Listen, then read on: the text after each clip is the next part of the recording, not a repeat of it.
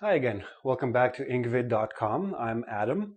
Today's lesson is meant to show you ways of increasing your vocabulary. I know some of the other teachers on ingvid.com have done these lessons. I just want to throw my 2 cents in, if you know what that means. It means I want to give my own piece of advice. I have a few ideas for you. We're going to start with these. We'll look at a few others, more practical ones as well. The most important thing that you can do to increase your vocabulary is read. Read a lot. What should you read? Anything and everything. But the most important thing is read what you are interested in. Okay? If you like sports, read a sports magazine. If you like movies, read a movie magazine. Even better, read the script of the movie. If the movie is based on a novel, read the novel. For example, recently the movie Life of Pi was very famous in the theaters. It's based on a novel. Read the novel. It's a pretty good book. My favorite movie, Shawshank Redemption, based on a novella by Stephen King. Read it. Best way to increase your vocabulary. Also, don't just learn new words and try to remember them. Write. Write a lot. Use the words you're learning, right? Every time you learn a new word, you should have a notebook with you all the time anyway. Write the word in a sentence, but not just any sentence. Make sure that the sentence clearly shows that you know the meaning of the word. Okay? So let's, for example, I know everybody knows this word, but beautiful. Everybody knows this word, but let's say it's a new word for you. Don't write, the sky is beautiful. It doesn't tell me anything about the word beautiful. The sky is also blue. Does beautiful mean blue? No. Make sure you're using something. I love to see a beautiful sky that has pretty clouds and a sunshine and a nice color, nice shade of blue because it makes me feel happy. Not the best example. It's a very long sentence, but you get my idea. Now, again, coming back to that notebook, always have a notebook with you, always have a pen with you, and don't limit yourself to one new word. When you learn a new word, make sure you learn different forms of the same word, okay? So for example, the word beautiful. Let's say this is a new word for you. You learn the word beautiful.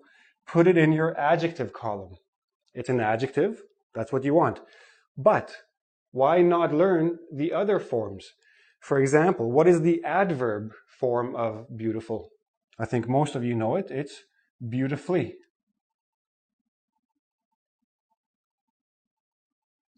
So you have now 2 new words.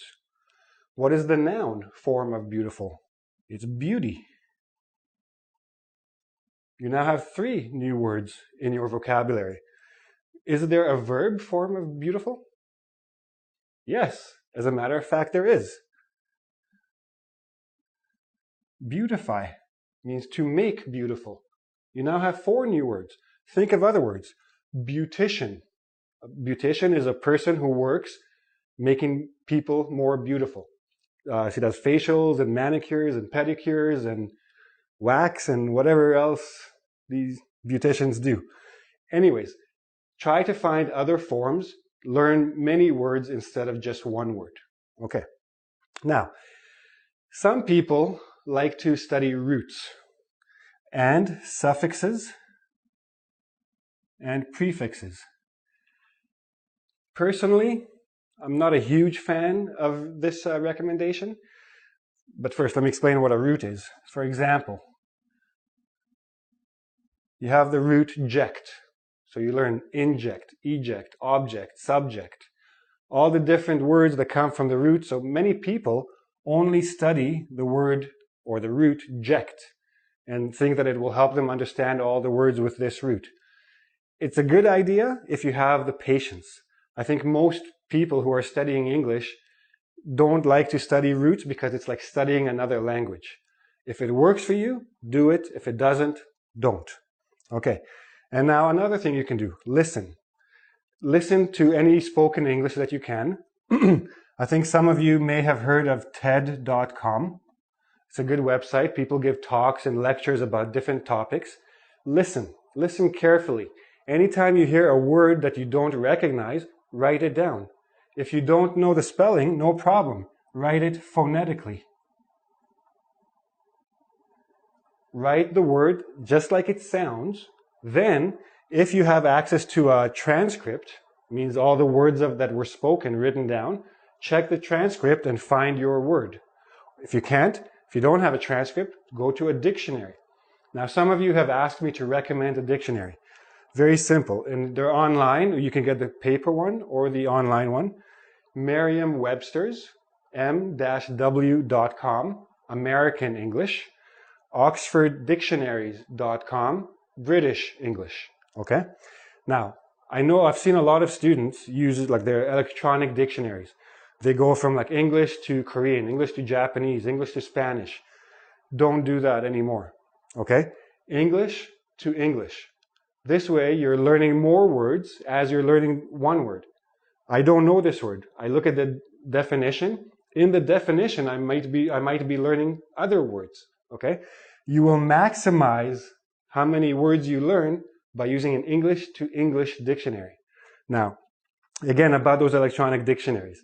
Sometimes, like especially when people are trying to write, they will write a sentence in their native language and then press translate on this dictionary and get a sentence in English.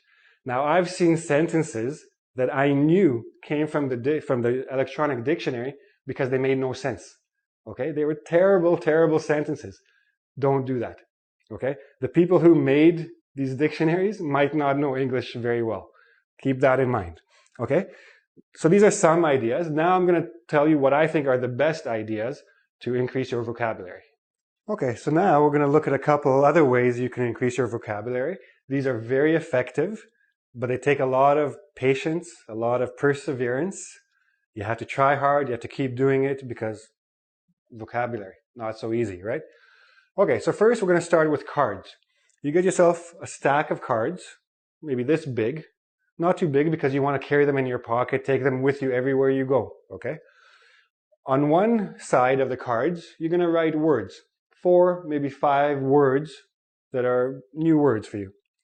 You're going to write sentences on the back. On the other side of the card, you're going to use these words in sentences. So you have the clear meaning. Or you can write the meaning of the word, dictionary meaning. Both okay. Now, you're going to split your cards into 3 piles, okay? You're going to have the pile of cards of words that you know, words you're very comfortable with. Eventually, you will have a pile like this. Words that you're very comfortable with, you know them very well, you don't need to look at these cards very often, okay? Now, before I continue, where do you get these words? Get from a TOEFL site or an IELTS site or an SAT site? Or an SAT book, for example, they have lists of words that you need to learn. Put all these words on cards, split them up like this. You know these words very well, don't need to look at.